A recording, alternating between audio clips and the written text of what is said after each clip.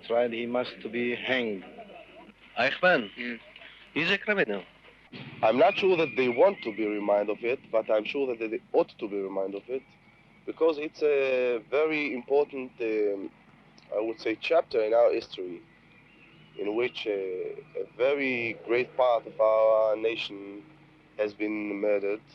I am against the trial. I don't feel one man can pay for the crime of killing 6 million Jews.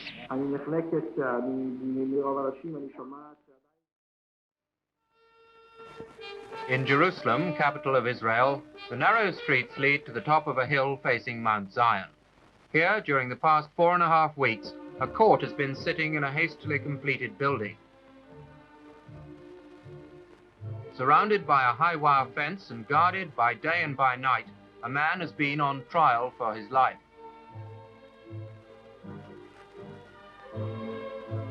The man, Adolf Eichmann. His judges, the judges of Israel. His plea, not guilty. Ich finde der Anklage nicht schuldig.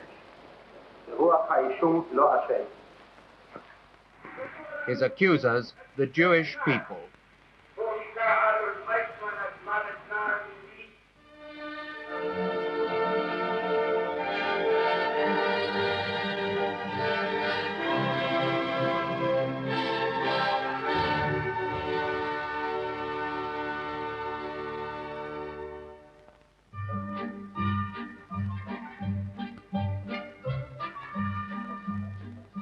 Jerusalem became an international city 13 years ago when the State of Israel was formed.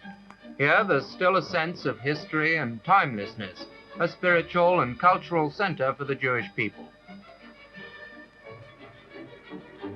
It's in Tel Aviv, the largest town, that one gets a feeling of the new Israel. Israel, the home of 2 million Jews, most of them immigrants from 70 different countries.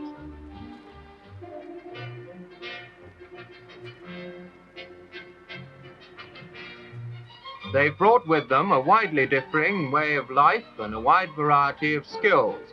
But is there a danger of the older immigrants outnumbering the young people Israel so badly needs? I put this to Israel's former Prime Minister and Foreign Minister, Moshe Sharet. Well, I wouldn't say that at all. If you take, for instance, the composition of people who have come over from England, most of them are professional people and skilled people, and they come in the prime of life. 20, 30, 40, and not more. I think you would find that the case also with people who come from the United States. Where we do experience a shortage is in the field of industrial development. The country, in a way, is undergoing an industrial, or rather technological revolution. There are, I believe, several hundred vacancies right now for plants already in operation or in the process of erection. That's to say, there is a need for highly specialized people, specialized and experienced. And I put the same question to 3 young Israelis. Do you think Israel's got enough skilled people at the moment? Well, I wouldn't say that enough, and especially not if we are thinking about all the development plans that we are working on now. Israel is developing very, very quickly, I think much quicker than almost every other country I know about. And in every year, I think that you can feel more and more the shortage of skilled people. Do you find that all the people who come here, all the different types of Jews who come here, tend to split up into groups, or do they all mix in together easily? Well, I think the natural tendency is to associate with people who speak the same language as you do. I think it comes mostly from that factor, that you feel most at home in your own mother tongue. But as Hebrew becomes the language of the country, that is less and less of a problem. Then you can communicate, then you can speak to other people. And here we all realize the role of the army in breaking down these barriers, because it's a tremendous educational institution here. Who has to do service in point of fact? Both the boys and the girls. You think it's a good thing for the girls? I think... Did you have to do it when you came? No, when I came I was already married. And that exempts you, doesn't it? Oh, well, no, you're exempt if you're married and you have a child. And our girl was born a year after we came, so I never got around to serving. Do you think you missed something there by... I think I missed meeting people who came from very different backgrounds. That I really regret. In a country where women are regarded as the equals of men, they're also expected to fight. And at any moment, they may be called upon to do so.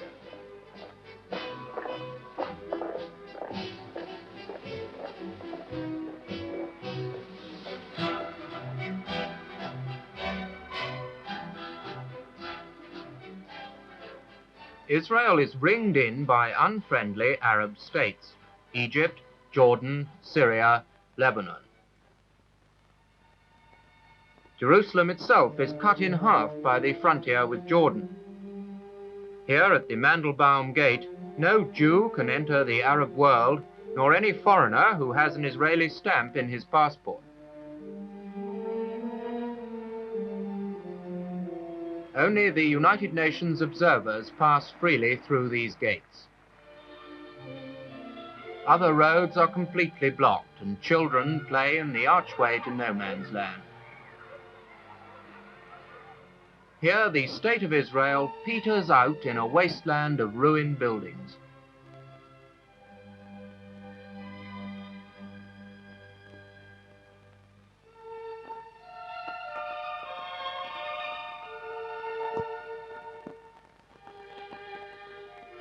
And Israelis come on Sunday afternoons to see what's happening on the other side.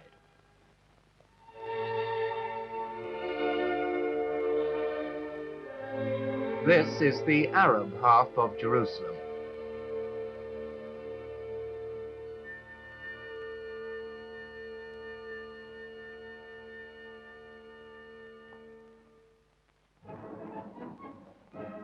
A month ago, in defiance of a United Nations ban, Israel's Prime Minister David Ben-Gurion took the salute at the annual military parade.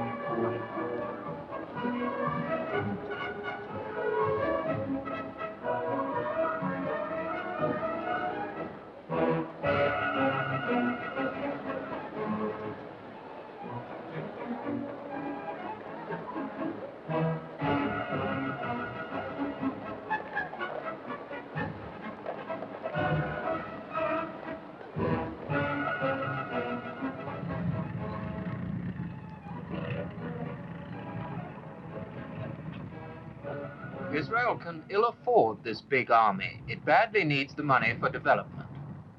Do you think it will ever be able to develop as a state while the Arabs remain hostile? Is there any chance of them changing the their Arab mind? hostility is, of course, a very serious handicap, but it is also, on the other hand, there is a spur to effort, to exertion, to vigilance, to inventiveness.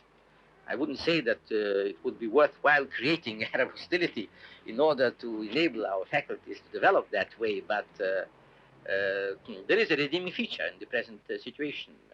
I hope very much we shall not be in need of it forever, not even for a long time.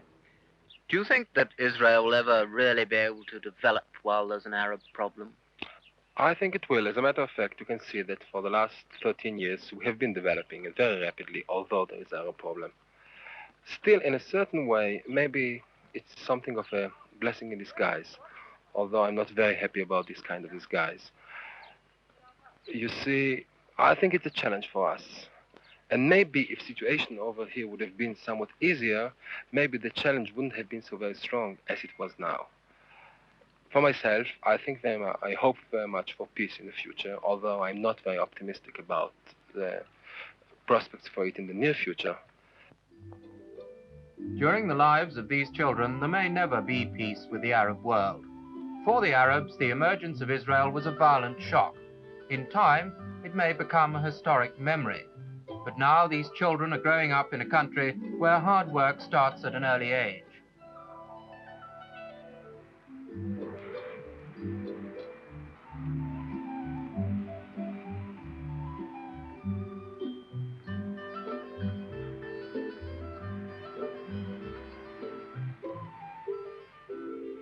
The younger generation is also one of the reasons given by Mr. Ben-Gurion for having the Eichmann trial. He wants to bring home to them the full horrors of crimes against the Jews. For the past 2 weeks, survivors of Auschwitz, Treblinka, Dachau and other concentration camps have been testifying against the man in the dock.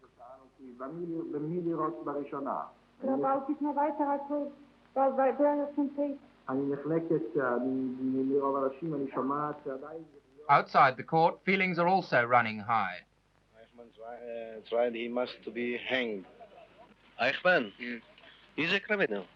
Do you think it's a good idea to remind people of all these things again? Of course. Why do you feel that? There will be no repeating crimes like this. It's been suggested that the trial is to remind people of what Eichmann did. Do you think people here need reminding? I'm not sure that they want to be reminded of it, but I'm sure that they ought to be reminded of it, because it's a very important, I would say, chapter in our history, in which a very great part of our nation has been murdered. I am against the trial. Why? Well, I don't think a man can be tried on a moral issue. I'm looking at it from the legal point of view more than the emotional point of view. I don't feel one man can pay for the crime of killing 6 million Jews. The Jews now have a country of their own.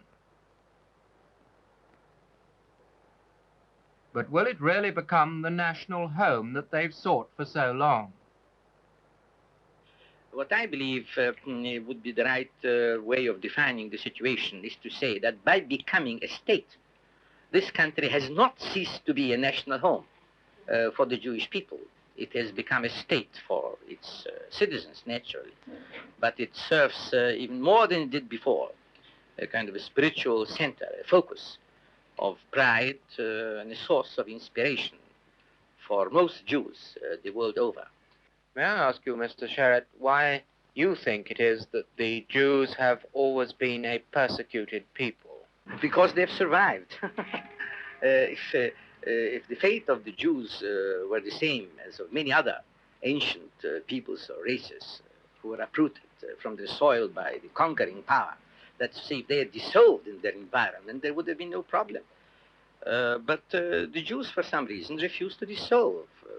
Maybe because they had some sort of a spiritual superiority complex, having been the first to invent the idea of one God. And so they maintained their inner cohesion, also their spiritual tie with their home, and a very fierce attachment to their religion. Well, that made them different everywhere. They never sort of assimilated to their environment, certainly not completely. Any society in a time of stress becomes less and less tolerant of someone in its midst who is different.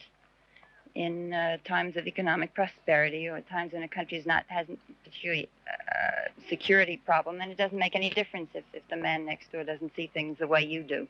But whenever there's a need for national consolidation, then he sticks out like a sore thumb.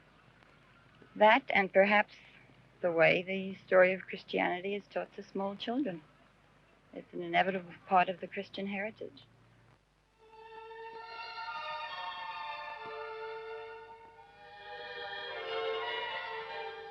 In the past, the Jews again and again found it difficult to find peace and security. For long periods in history, they were a persecuted people. Now they have a land of their own. Israel is a very impressive country. The vigor and enthusiasm that you find here contrasts very sharply with the I'm all right, Jack attitude that some people have in England. But this country is very far from all right. Apart from its economic problems, it's completely surrounded by hostile Arab countries which have promised to destroy it. Yet Israel has already beaten the Arabs twice. Israel has the firm support of the West. And Israel is a young, educated democracy prepared to make sacrifices for the future.